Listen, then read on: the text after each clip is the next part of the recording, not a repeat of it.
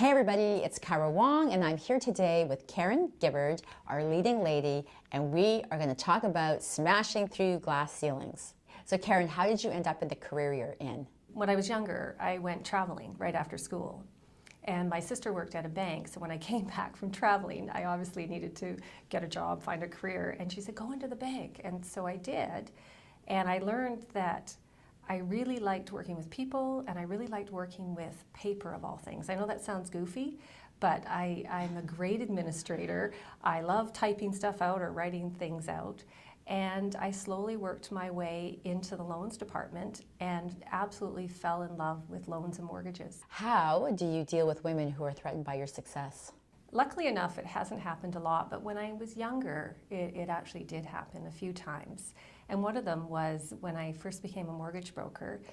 The deals were coming in, I was fairly busy, and a BDM at the time had suggested the reason why I was so busy in getting deals was because maybe I was doing some extracurricular activities with some of the realtors, which is so far from the truth if you know me. Yeah. But anyways, rather than having a fit about it or approaching her in a negative way, I took her out for lunch, and we had a lovely lunch.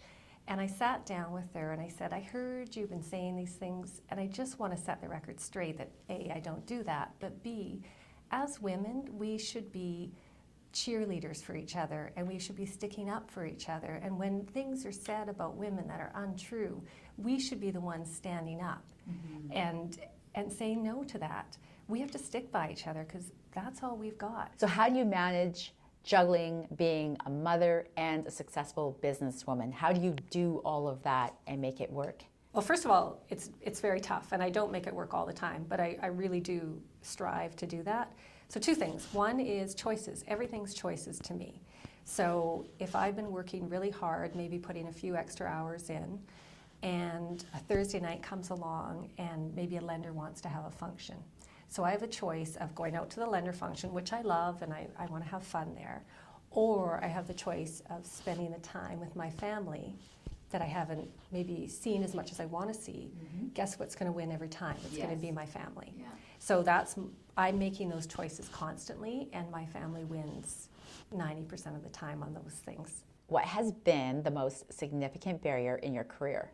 The only thing that holds me back is me. And that's the joy of being in sales, right?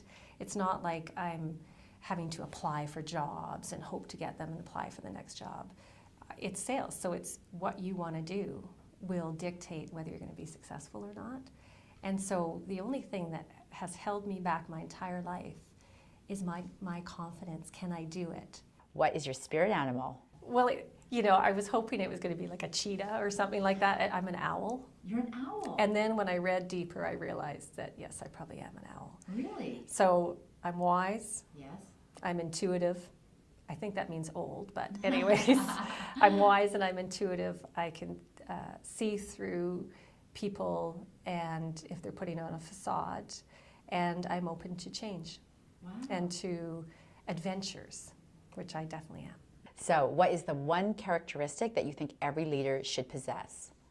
I think it's compassion. And when I say compassion, I mean compassion for a bunch of different people. So for your staff, for a client, for your boss, for anybody working around you, because you don't know what kind of life they have, what kind of day they've had, or anything. Whereas if you can step back before making assumptions or maybe treating somebody in a way that they're not going to appreciate because they've just had a really crappy day. I think that's the number one thing. Stop, put yourself in their shoes for a little bit, and then make decisions. At least that's how I try to do it in my business. I try to have compassion for everybody, the realtors, the lenders, my staff, and the clients. Thank you, Verico, for your generous sponsorship in making this video possible.